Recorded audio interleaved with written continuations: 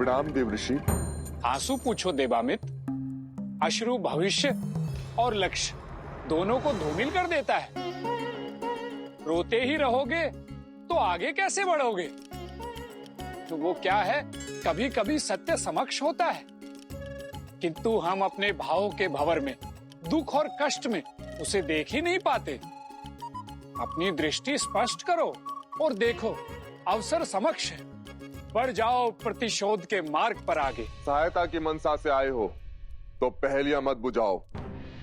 यदि मुझ में आपकी बात का सार समझने जितनी बुद्धि होती तो मैं इस क्षेत्र नहीं, संपूर्ण संसार का महाराज होता।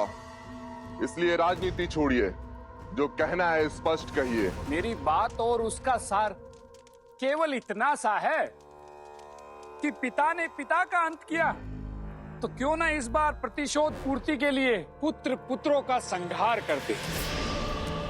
नियति ने अवसर दिया है, चूको मत। तुम्हें ज्ञात नहीं होगा, किंतु मुझे है। जब तुम एक बालक थे तो तुमने एक पक्षी की रक्षा की थी, उसके प्राण बचाए थे, और उसी कर्म का फल देने आज मैं ब्रह्मदेव के आदेश से यहां आया हूं। फिर भी यदि तुम्हें नारद राजनेता लगता है तो जाने दो। नारायण नारायण। अरे रुकिए नारद मुनि, आप तो बुरा मान गए। आप अपने पधारने का प्रयोजन बताइए। तो सुनो, अयोध्यापति श्री राम के पुत्र लव और कुश अगस्त्य ऋषि के साथ इसी ओर आ रहे हैं।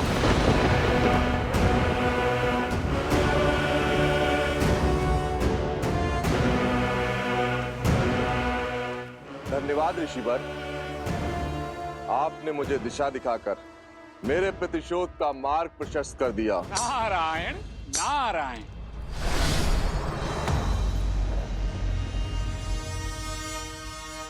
दीर्घबाहु, दुर्पाक्ष, कायासुर, भर्मासुर, तुम सब ने अपने तप से देवताओं से असंभव वरदान प्राप्त किए हैं। अब उनके उपयोग का समय आ गया है। जाओ, लवकुश और अगस्त ऋषि, जैसे ही वो मिले उन्हें बंदी बनाकर मेरे समक्ष लाओ। फिर ये कुंभकर्ण का पुत्र राम के पुत्रों को ऐसी मृत्यु देगा जिसे देखकर संपूर्ण संसार कांप उठेगा। रघुवंश के नाश का शंखनाद होने को है। लवकुश की मृतदेह के साथ राम को संदेश भेजूंगा, उसे उनके कुल के अंत की सूचना दूंगा।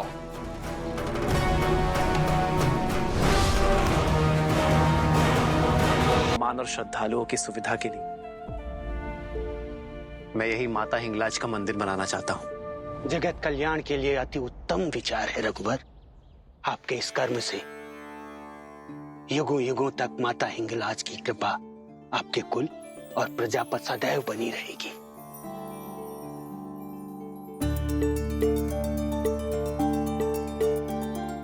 हे माता, मेरे भरत को शक्ति और संबल देना।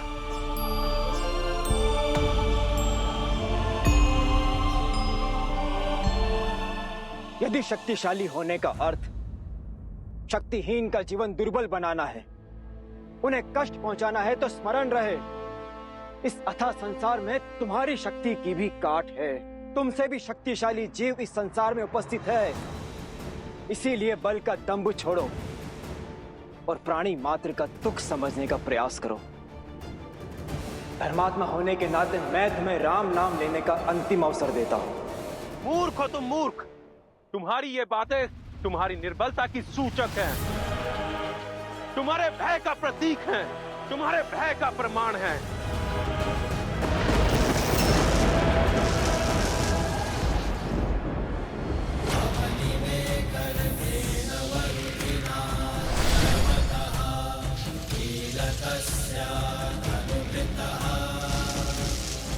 भय का नहीं, सत्य का प्रमाण है।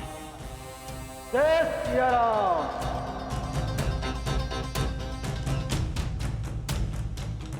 बोलो हिंगलाज देवी की, बोलो हिंगलाज देवी की।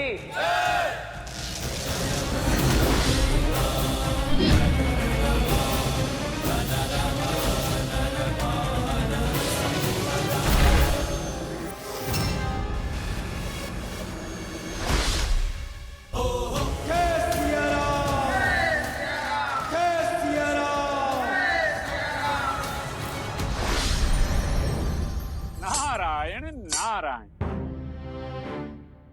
नारद जी आप यहाँ?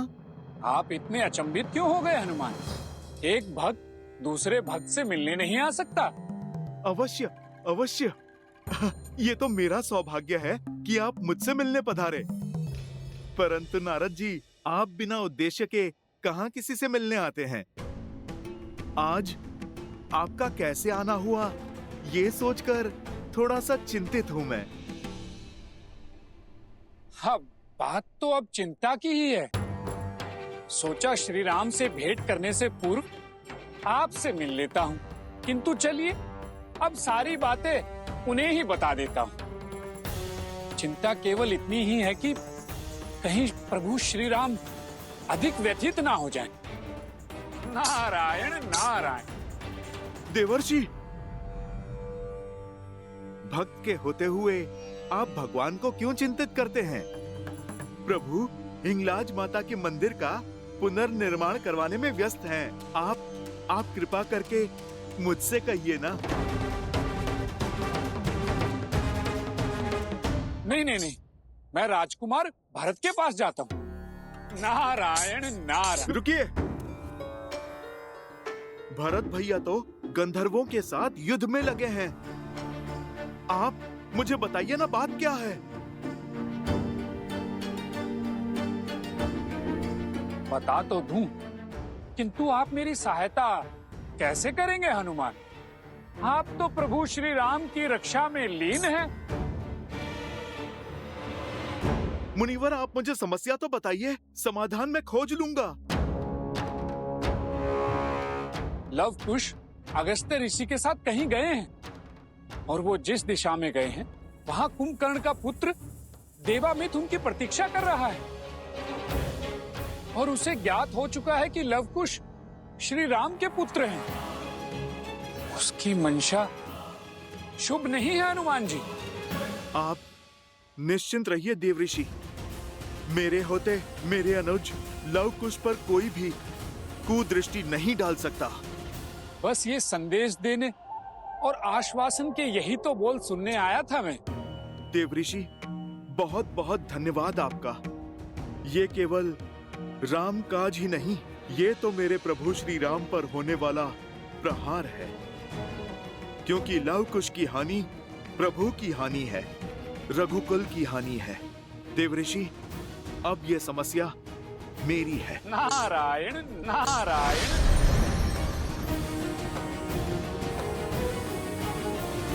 चलो हम चारों सभी द्वारों की रक्षा करते हैं।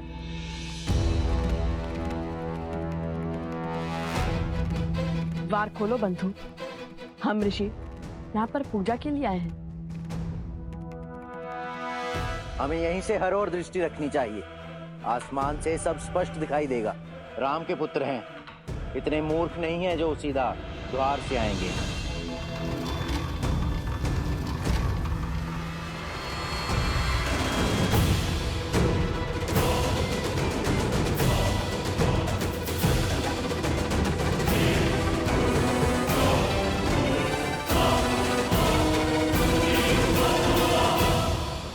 बालको, कौन हो तुम? हम ऋषि कुमार लव और ऋषि कुमार कुश हैं।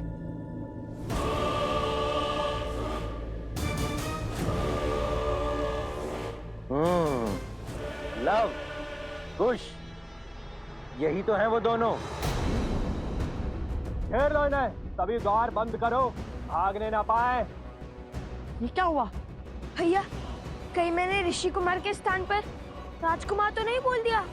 नहीं। तो फिर ये हमें बंदी क्यों बना रहे हैं?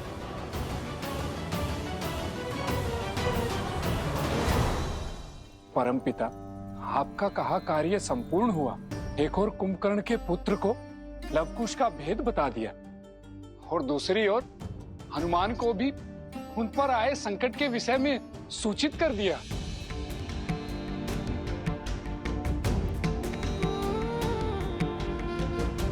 पुत्र, हरि का कार्य कर। तुम्हारी आंखों में अश्रु क्यों? मुख पर पश्चाताप की पीड़ा क्यों? तुमने जो किया है वह अति आवश्यक था। हनुमान को श्री राम से पृथक करने का केवल एक यही मार्ग था। और यदि श्री राम हनुमान से पृथक नहीं हुए तो? अब क्षमा कीजिए परमपिता, मैं आपकी बात को काट रहा हूं, किंतु जिस राम नाम के स्मरण मात्र से ही हनुमान तर जाते हैं, उनकी तनिक सी समस्या से विचलित हो उठते हैं। मुझे और इस संपूर्ण संसार को उस हनुमान पर टूटने वाले कष्ट से भय लग रहा है परमपिता। जब श्री राम अपनी देह त्यागेंगे तब न जाने हनुमान अपना दुख कैसे प्रकट करेंगे।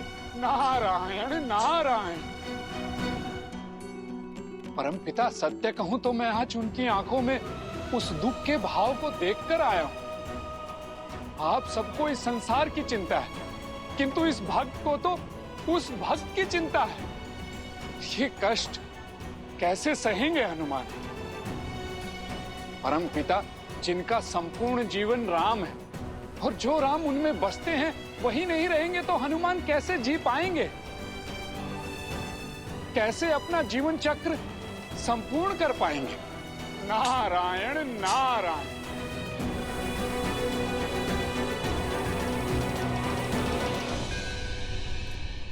माता हिंगलाज देवी की, माता हिंगलाज देवी की। चलो, उचित ही हुआ। अब तुम्हारे अंत का शुभारंभ करते हैं।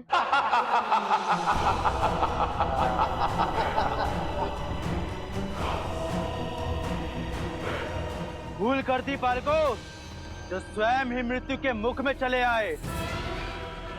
हमारे महाराज देवामित्र कुंभकर्ण के पुत्र वर्षों से प्रतिशोध की अग्नि में जल रहे हैं। इतने छोटे से कार्य के लिए महाराज को क्यों कष्ट देना? इनका अंत यहीं कर देते हैं और इनके शरीर को उपहार के रूप में महाराज को देते हैं।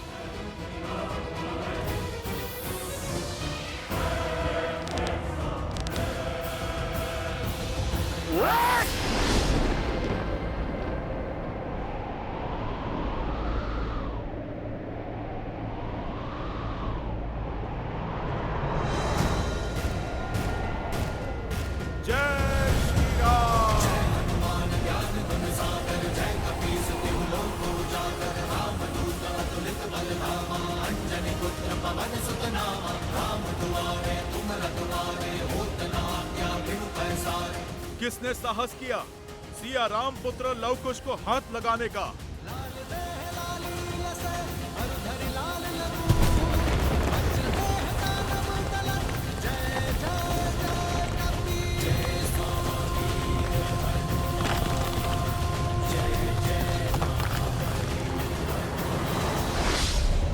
प्रणाम ब्रह्मदेव। प्रणाम देव ऋषि।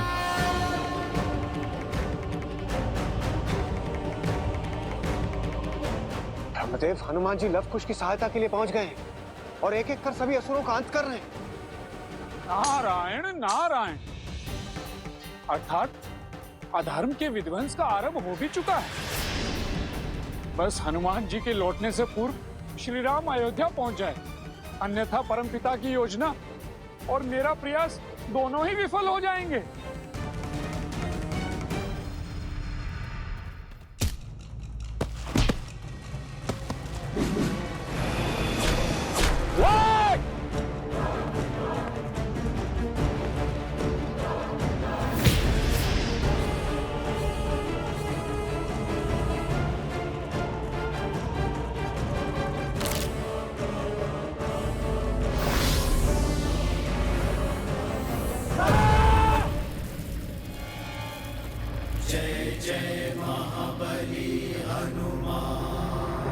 कायासुर को तो मेरा वरदान प्राप्त था, ये कैसे संभव हो सकता है? जहां राम भक्त हनुमान, वहां सब संभव है सूर्यदेव।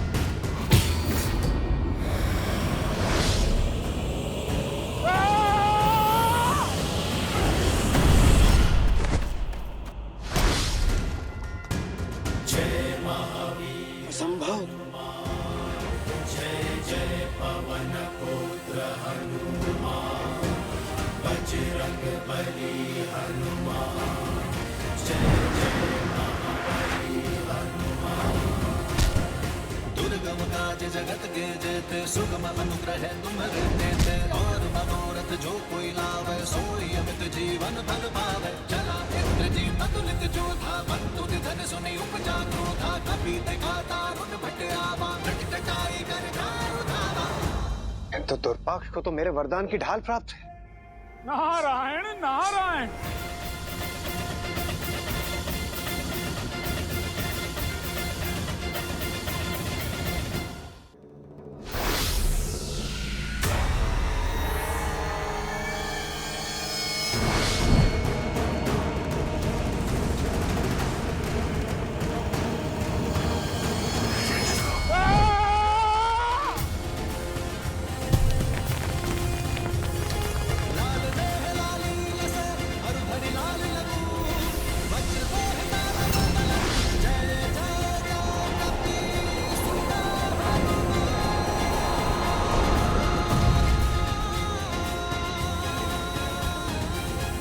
भीमासुर को तो मैंने वरदान दिया था। अर्थात सभी देवताओं के वरदान हनुमान जी के एक प्रहार के आगे परास्त हो गए। नारायण नारायण। जो असुर हम देवताओं द्वारा प्रदान किए कवच धारण कर युद्ध भूमि में उतरे थे, उन्हें एक एक कर हनुमान जी धूल में मिला रहे। मुझे तो भय है उन वरदानों का जो हनुमान जी को हमने बालपन में दिए थे। यह कहीं अधिकार देकर खुद हम पर भारी न पड़ जाए। जिन तीनों लोकों के संचालन का उत्तरदायित्व हम देवताओं पर है, आज वो तीनों लोक हनुमान जी की मुट्ठी में है। वो स्वयं रुद्र का स्वरूप है। हम चाहकर भी उनका कुछ नहीं बिगाड़ सकते। शांत हो जाइए आप सब, धैर्य रखिए और ये आस भी कि हनुमान अपने बल का प्रयोग करते रहें, बुद्धि का नहीं। क्योंकि यदि उनकी बुद्धि चली कि उन्हें हमारी छल का आभास हो जाएगा, अर्थात ज्ञात हो जाएगा कि हमने ही उन्हें श्री राम से पृथक करने का प्रयास किया है। यदि ऐसा हुआ तो नारायण नारायण।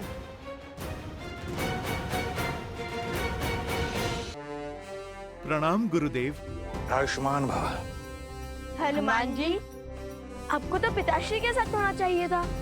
मैं तो प्रभु के साथ ही था। वो तो देव ऋषि नारद ने मुझे आकर बताया कि आप दोनों संकट में हैं।